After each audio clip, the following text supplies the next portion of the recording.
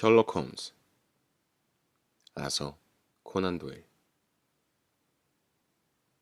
바스커빌 가문의 개. 6장. 바스커빌 저택.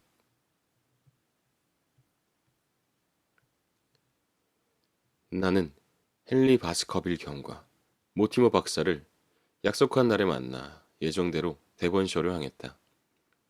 셜록 홈즈는 나와 함께 마차를 타고 기차역으로 가면서 마지막으로 지시와 충고를 했다. 공연한 가설이나 의심으로 자네한테 편견을 갖게 하진 않겠어. 가능하면 모든 것들을 사실대로 그저 내게 알려주면 돼. 어찌된 일인지 알아내는 건 내가 알아서 할 테니까. 뭘 알려줘야 하지? 내가 물었다. 사건과 관련이 전혀 없을 것 같은 일들을 포함해서 뭐든 알려줘. 특히 젊은 바스커빌과 이웃들의 관계나 찰스 경의 죽음에 대해 새롭게 밝혀지는 것이 있으면 연락해. 내가 지난 며칠 동안 직접 알아봤는데 소득이 별로 없어. 한 가지 확실한 것은 다음 상속인인 제임스 데스먼드라는 사람은 나이가 지긋한 신사로 성격이 매우 상냥하다더군. 그러니 이번 일을 그쪽에서 벌인 것 같지는 않아. 그 사람은 의심할 대상에서 완전히 빼내도 괜찮을 것 같더라고. 그렇다면 이제 남은 사람은 헨리 바스커빌 경을 둘러싸고 있는 황야지대의 이웃 사람들 뿐이야. 우선 베리모어 부부도 제외하는 편이 좋지 않을까? 절대 아니야. 그보다 큰 실수는 있을 수 없어. 만일 그들이 무고하다면 지금 내 말이 잔인한 처사가 될 테지만 반대로 그들이 죄를 지은 경우라면 그들에게 자신들이 죄를 깊게 깨닫게 할 수 있는 기회를 주는 걸 지레 포기하는 꼴이 될 테니까. 절대 안 돼. 그들은 계속 용의자 명단에 넣어두어야 해. 그리고 내가 제대로 기억하고 있다면 저택에는 마부가 있어. 황야지대에서 농사를 짓는 사람이 둘 있고, 그리고 우리 친구 모티머 박사도 있지. 그 사람은 완전하게 믿을 수 있다고 봐. 우리가 전혀 알지 못하는 모티머 박사의 부인이 있어. 또 동물학자인 스테이플턴과 매우 매력적이라는 그의 젊은 여동생이 있지. 레프터 저택의 프랭클린 씨도 우리가 알지 못하는 사람이고 그 외에도 이웃이 한두 명 더 있군. 이런 사람들을 자네가 아주 주의 깊게 연구해야 하는 거야. 최선을 다하지. 무기는 챙겨가는 거지? 그럼 가져가는 편이 좋을 것 같더군. 당연하지. 낮이고 밤이고 권총을 꼭 지니고 다니고 절대로 경계를 늦추지 말라고. 우리의 친구들은 이미 1등실에 자리 잡고는 플랫폼에서 우리를 기다리고 있었다. 아니요, 전혀 새로운 소식이 없었습니다. 모티머 박사가 내 친구의 질문에 대답했다. 확실히 말할 수 있는 것은 지난 이틀 동안 우리를 미행한 사람은 없었다는 겁니다. 밖에 나갈 때마다 신경을 곤두세웠으니 누군가 뒤따라 붙었다면 우리에게 들키지 않을 수 없었을 겁니다. 그럼 두 분이 항상 같이 다니셨다는 얘기군요. 어제 오후에는 따로 다녔습니다. 저는 시내에 오면 늘 하루를 빼서 즐기는 데 사용하거든요. 그래서 어제는 왕립외과대학 박물관에서 보냈습니다. 그러고 나는 공원에 가서 사람들을 구경했죠. 하지만 아무 문제도 없었습니다. 바스커빌이 말했다. 그래도 경솔한 행동이었습니다. 고개를 저으며 말하는 홈즈의 표정은 매우 진지했다. 헨리 경, 제발 부탁드리는데 혼자 다니지 마십시오. 자꾸 그러면 엄청난 불행이 닥칠 겁니다. 잃어버린 나머지 한쪽 신발은 찾으셨나요? 아니요, 완전히 포기했습니다. 그렇군요. 아주 흥미로운 일입니다. 그럼 안녕히 가십시오. 홈즈는 기차가 플랫폼을 따라 미끄러지기 시작하자 덧붙여 말했다. 헨리경, 모티머 박사가 우리에게 읽어준 기묘한 옛 이야기 가운데 한 문장을 마음에 새겨두십시오. 악의 기운이 강해지는 어두운 시간에는 황야에 가는 일이 없도록 하란 말입니다. 기차가 플랫폼을 벗어나는 순간 나는 고개를 돌려 먼 뒤쪽을 돌아보았다. 키가 큰 홈즈가 진지한 얼굴로 꼼짝도 않고서 우리 쪽을 바라보고 있었다. 기차 여행은 빠르고 즐거웠다. 나는 일행 두 사람과 더 친해졌고 모티머 박사의 개와 놀면서 시간을 보내기도 했다. 몇 시간도 지나지 않아 누런 대지는 불그레한 빛으로 변했고 벽돌 건물 대신 화강암을 이용해 지은 집들이 나타났다. 나무 울타리가 쳐진 들판에서 붉은 소들이 푸릇푸릇하게 솟은 풀들을 뜯는 모습이 보였다. 식물이 훨씬 더 우거진 걸 보니 더 축축하지만 더 기름진 땅인 것 같았다. 젊은 바스커빌은 창밖을 열심히 내다보다가 나딕은 데번셔 지방의 풍경을 알아보고는 크게 기뻐하며 소리를 질렀다. 왓슨 박사님, 고향을 떠난 후에도 여기저기 많이 돌아다녔습니다만 이곳과 비교를 할 만한 곳은 없는 것 같습니다. 데번셔 사람들은 누구나 그렇게 자랑을 하더군요. 내가 대답했다. 지방색도 있지만 그런 성격을 가진 혈통이 따로 있습니다. 모티머 박사가 말했다. 헨리경은 한눈에 봐도 머리가 두은 건 켈트족의 피를 물려받았습니다. 그쪽 사람들의 몸속에 켈트족의 정열과 단결력이 흐르지요. 가엾은 찰스경의 두상은 매우 희귀했는데 게일족과 옛 아일랜드인의 성격을 반반씩 가지고 있었습니다.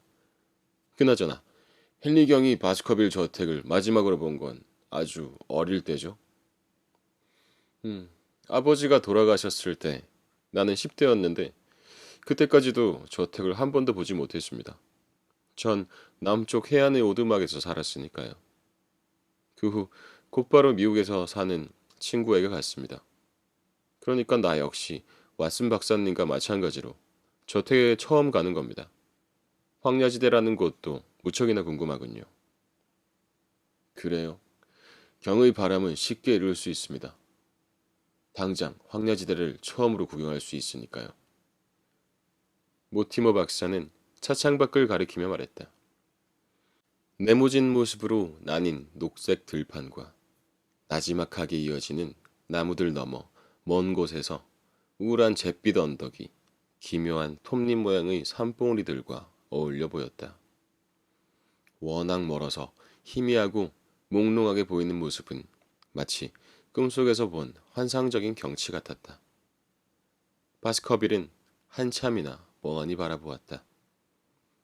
진지한 표정을 보니 자신의 선조들이 오랫동안 지배하며 흔적을 깊게 남긴 땅을 처음으로 보는 것이 그에게는 많은 의미가 있는 것 같았다. 미국식 억양을 구사하는 그는 트위드 양복을 입고 평범한 기차 객실 구석에 앉아 있었다. 볕에 그을린 얼굴에 드러난 표정을 보니 그가 오랫동안 내려온 정열적이고 훌륭한 가문의 진정한 후계자라는 사실이 다른 어떤 때보다 더 여실하게 느껴졌다. 그의 짙은 눈썹과 냄새에 민감한 코, 큰 젓갈색 눈에서 자부심과 용기, 그리고 힘이 느껴졌다. 금단의 땅인 황야에서 고통스럽고도 위험한 모험이 우리를 기다리고 있다면 바스커빌이야말로 누구나 그를 위해 위험을 감수할 수 있게 하는 동료였다. 그 역시 위험을 용감하게 나누어 가질 수 있을 것 같은 사람이었기 때문이었다. 길가의 조그만 역으로 기차가 들어서자 우리는 모두 내렸다. 나지막하고 하얀 울타리 너머 바깥에 말 2마리가 끄는 사륜마차 한 대가 기다리고 있었다. 우리가 오는 일이 엄청난 행사라도 되는 듯 역장과 짐꾼들이 우리를 둘러싸더니 모두 짐을 나르기 시작했다. 친절하고 수수한 시골 풍경이었다. 하지만 역을 나서던 나는 군인처럼 짙은 제복을 입은 사내 2명이 짧은 소총에 몸을 기댄 채 문가에 서서 지나가는 우리를 날카로운 눈길로 바라보는 모습에 깜짝 놀랐다. 얼굴이 쭈글쭈글하고 키가 작은 마부가 헨리 바스커빌 경에게 고개를 숙여 인사했다. 잠시 후 우리는 빠른 속도로 넓고 하얀 도로 위를 달리고 있었다. 완만하게 구름이 진 목초지가 길 양쪽으로 오르막을 이루고 있고 푸른 나무들 사이로 낡은 집들이 높게 솟은 지붕이 살짝 드러나 보였다. 하지만 햇빛이 비치는 평화로운 농촌 풍경 뒤에는 저녁 하늘을 등지고 들쭉날쭉해진 언덕이 불길한 모습으로 띄엄띄엄 기어 어둡게 그늘진 황야지대가 끝없이 펼쳐져 있었다. 마차가 좁은 길로 접어들었고 우리는 수백 년 동안 마차 바퀴에 깊게 팬 자국을 따라 오르막길을 올라갔다. 길 양쪽으로 보이는 높은 둑 위에는 물에 흠뻑 젖은 이끼와 살찐 골 고사리들이 잔뜩 나 있었다.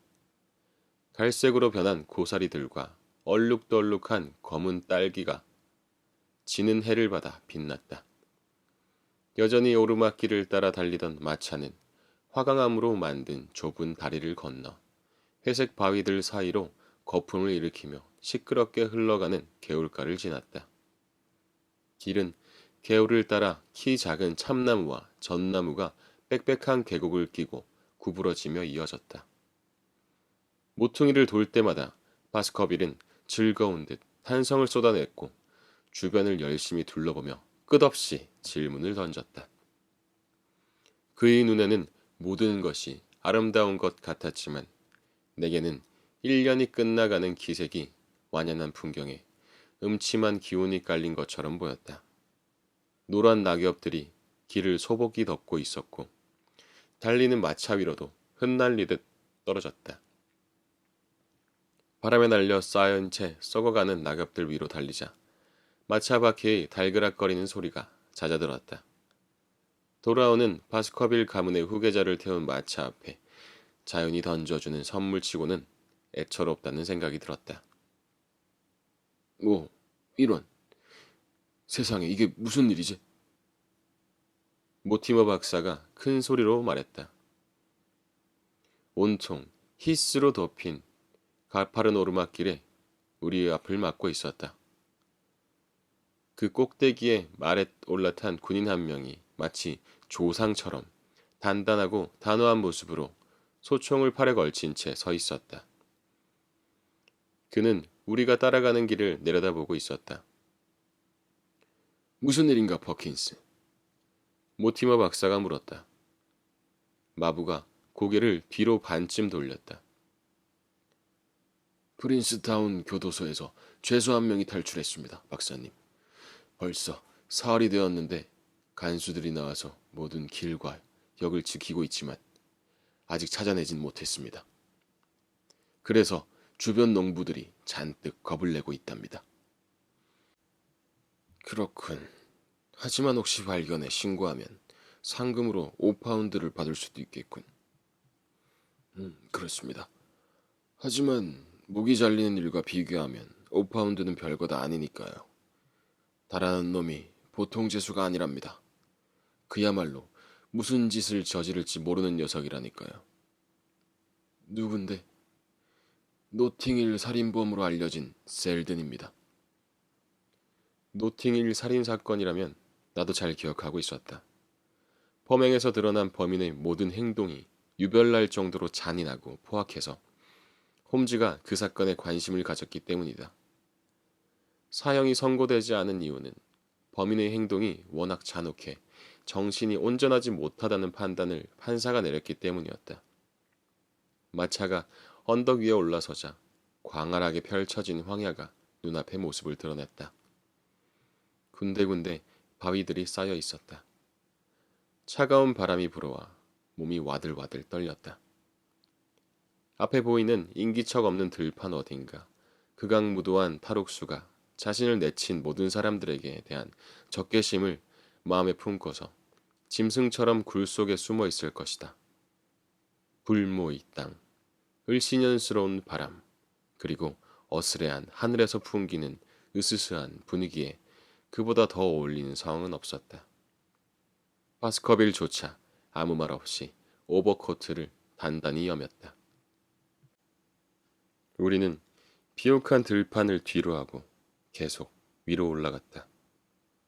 뒤를 돌아보니 낮게 기운 햇빛을 반사하는 개울이 막 쟁기로 갈아엎은 붉은 땅과 우거진 숲 사이에서 금실처럼 반짝였다.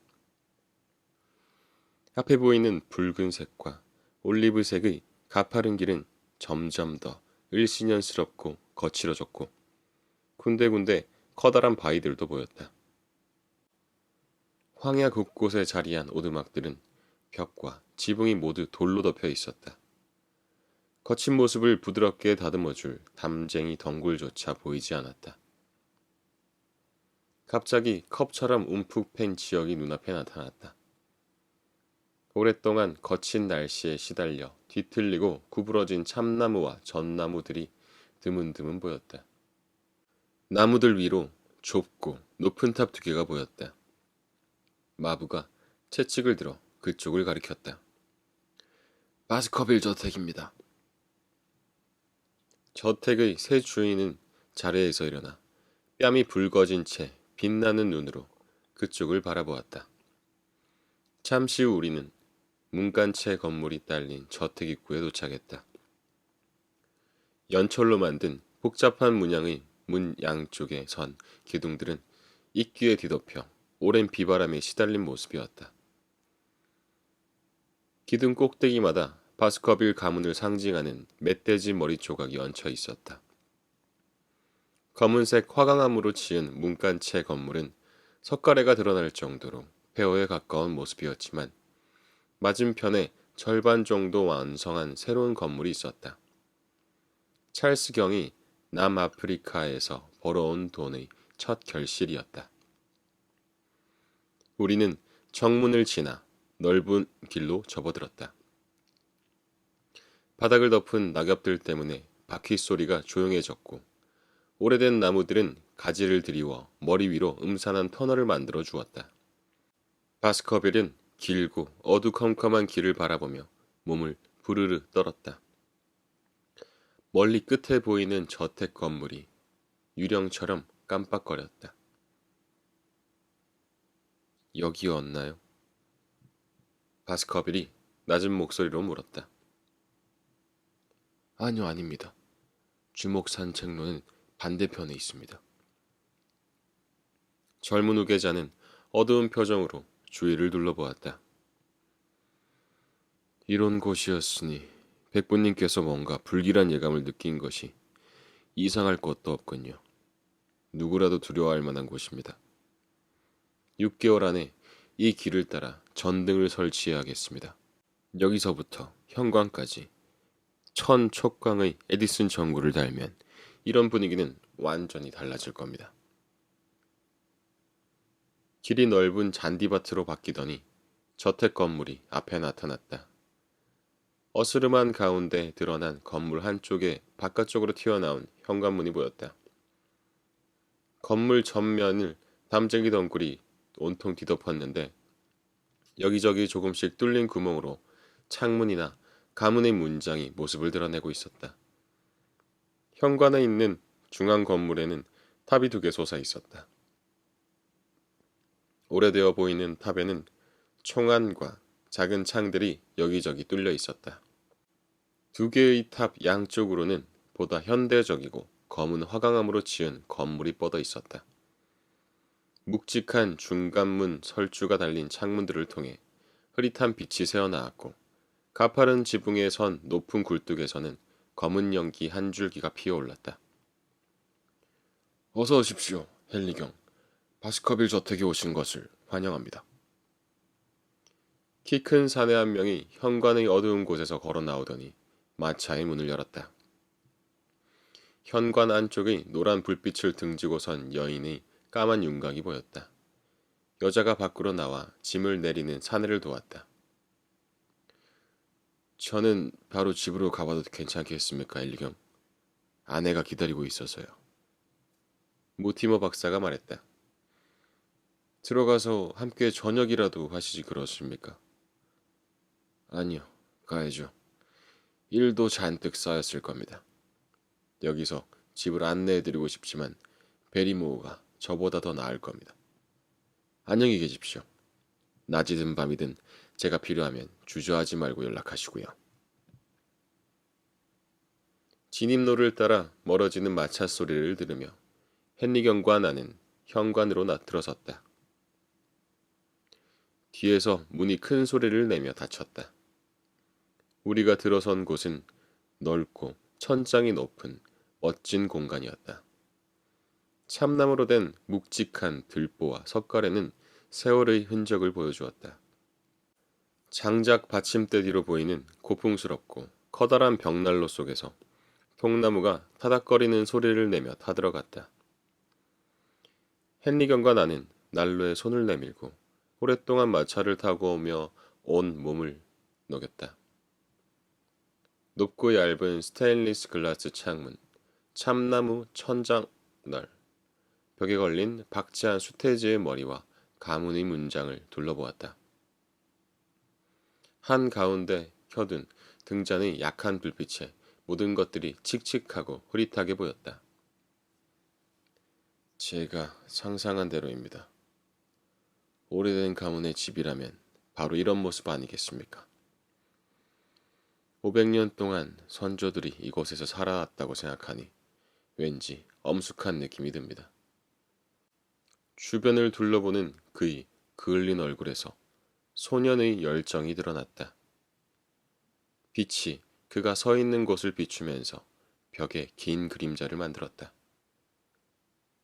베리모어가 우리가 사용할 방에 짐을 갖다 두고 돌아왔다. 그는 잘 훈련된 하인답게 우리 앞에 얌전한 태도로 서 있었다.